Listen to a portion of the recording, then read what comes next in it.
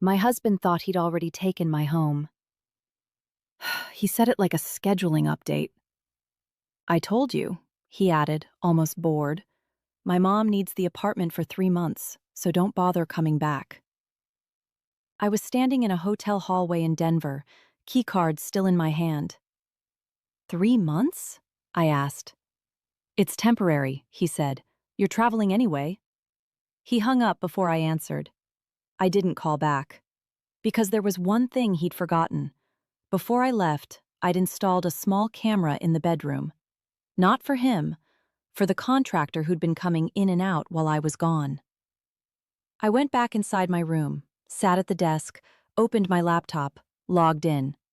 For a second, all I saw was the empty bed, the curtains half open, the same place I'd made that morning. Then the door opened. His mother walked in first. Not surprising. What was surprising was who walked in behind her. I didn't recognize her at first. Younger, confident. Like she already knew where everything was. She didn't look around. She went straight to my closet, opened it, started pulling out my clothes. Behind her, my husband laughed. "Relax," he said. "It's hers now anyway." I didn't move, didn't speak, just watched. Because at that moment, I understood something he didn't. He thought he'd pushed me out. He didn't realize he'd just given me a perfect view of everything. I didn't stop the recording, didn't call, didn't even blink. Because the moment you interrupt people like that, they change. And I needed them exactly as they were. His mother sat on my side of the bed like she'd claimed it years ago, smoothed the sheets, looked around with quiet approval. The other woman, still in my closet, pulled out a dress. My dress. Held it up against herself in the mirror. "Too conservative," she said. My husband laughed again. "You'll fix that." Fix that. I zoomed in slightly, not enough to pixelate. Just enough to see her face clearly. I didn't recognize her, which meant something worse. She wasn't new, she was comfortable. 3 months is generous, his mother said. She should be grateful you didn't do this sooner. I gave her time, he replied. More than she deserved. I sat back in my chair, let that settle, because it told me everything I needed to know. This wasn't temporary. This wasn't about his mother. This had been planned, carefully, slowly, and badly. The woman disappeared into the bathroom. Water started running. My husband stayed in the bedroom, opened my nightstand, paused, then smiled. And that's when I saw it. Him picking up something I knew he shouldn't have found. Something I hadn't even checked before leaving.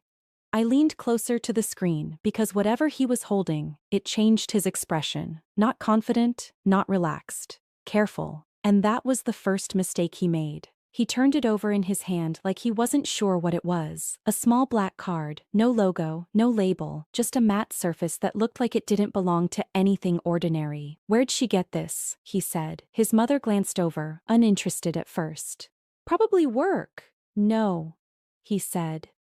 "This isn't from her office." He slipped it back into the drawer, but not the way he found it. Slightly angled, careless. I noted that, because people don't realize how much they reveal in small movements. The bathroom door opened. The woman stepped out wearing one of my robes. My robe. She didn't ask, didn't hesitate, just walked past him like she'd done it before. "How do I look?" she asked. He didn't answer right away. Not because he was distracted, because he was thinking about the card, about something he didn't understand yet. "You look good," he said finally, but his tone had shifted. Subtle. Enough. I minimized the video feed for a second, opened another window, checked the system. Still active, still recording. Every angle, every room, not just the bedroom. That was the part he didn't know. He thought the camera was an accident, a leftover from renovations. He didn't realize it was part of something much bigger. I went back to the video, watched him glance at the drawer again, then at the woman, then at the door, and I knew he wasn't thinking about me anymore. He was starting to think about what he'd just touched, and what it might mean. He tried to act normal. It didn't last. "Where did you say she works again?" he asked, too casually. The woman shrugged. "Consulting, right?" "Yeah," his mother said. "Something like that. Something like that." He opened the drawer again, slower this time, took the card out, held it up to the light like that would reveal something it hadn't before. "Does this look normal to you?" he asked. Neither of them answered. Because it didn't. There was no brand.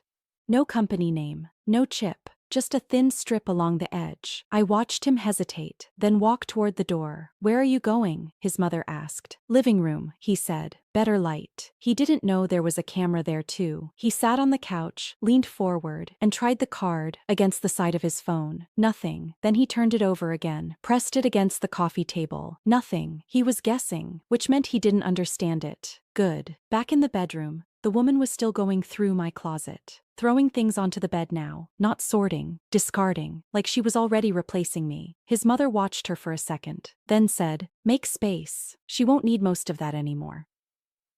I closed my laptop halfway, not because I'd seen enough, because I already knew how this was going to end. He thought the card was random, a mistake, something he could ignore. He didn't realize it was the one thing in that apartment he should have never touched. I opened the system panel, not the camera feed, the other one, the one tied to the card, still active, still linked. Good, because that meant he hadn't broken anything, just triggered it. He was still in the living room, turning it over in his fingers like it might explain itself. "Mark?" his mother called from the bedroom. "In a minute." He didn't look up, didn't move, focused, careful. That was new. I tapped one setting, then another. Nothing obvious. No alarms. No alerts. Just a quiet confirmation line across the screen. Access registered. I leaned back in my chair, because now I knew exactly what I needed to do next. Back on the camera feed, he stood up slowly, walked back toward the bedroom. Card still in his hand. "Find anything?" the woman asked. He didn't answer, he just handed it to her. "Have you seen something like this before?" She took it, looked at it for less than 2 seconds, then gave it back. "No." Too fast. Too sure. I caught that. So did he. "You're sure?" he asked. She hesitated, just slightly, and that was enough, because now it wasn't just him wondering, it was both of them. Good. Confusion spreads faster than fear, and lasts longer. I brought the laptop fully open again, pulled up the next file, because the card wasn't the problem, it was just the key, and they'd already used it, without realizing. They just unlocked everything. I didn't rush it. People make better mistakes when they think they still have time. I opened the dashboard tied to the card. Clean, quiet, no alarms, just logs, entry points, access history, and a list of devices connected to the apartment network. His phone was there. So was the TV, the tablet he used for work. Everything. That was the part he never understood. The card wasn't for doors, it was for systems. Back on the feed, he was pacing now. Slow. Measured. Trying to look like he wasn't.